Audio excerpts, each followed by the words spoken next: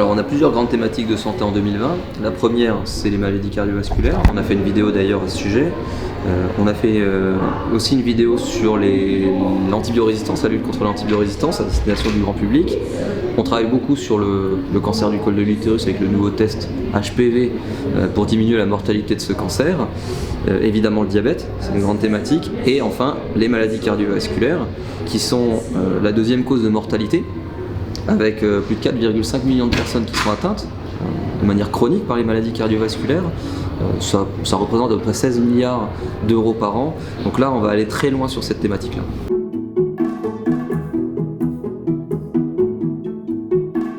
Alors, au travers de nos différentes solutions de diagnostic in vitro, l'ambition de Roche est très clairement, en coopération évidemment avec les professionnels de santé concernés, de réduire sensiblement les conséquences négatives qu'évoquait à l'instant Lionel Baran et qui sont induites dans notre société par les maladies cardiovasculaires.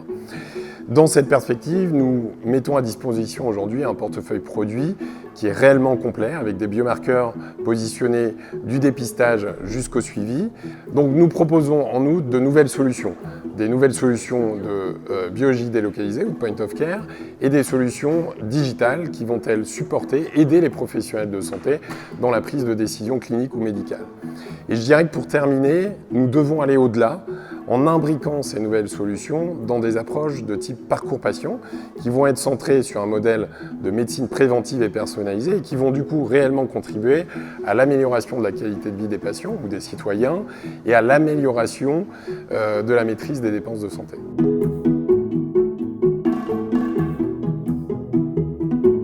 Alors nous avons choisi, avec Lionel Baran et le syndicat des jeunes biologistes, d'axer nos réflexions sur la prévention, avec cette réelle volonté de mettre au point un nouveau parcours patient, encore sous un format expérimental à ce stade, mais qui va permettre d'identifier de manière précoce les personnes à risque et donc de limiter l'apparition d'événements ou d'incidents cardiovasculaires. Donc, autrement dit, une proposition de valeur qui va se décliner concrètement, 1 sur le plan médical, avec un nombre de vies potentiellement sauvées, et 2 sur le plan économique, par une baisse du nombre d'hospitalisations, une réduction aussi des soins curatifs, et enfin, in fine, globalement, une réduction des coûts associés. Sans entrer dans les détails techniques, pour l'instant confidentiels, on veut aller très loin. C'est une expérimentation qui est originale puisque déjà on touche à la prévention primaire de les maladies cardiovasculaires. Donc, il y a une très très large population dans laquelle on inclut les médecins généralistes, les cardiologues et le biologiste, donc qui est en première ligne au carrefour des différentes spécialités.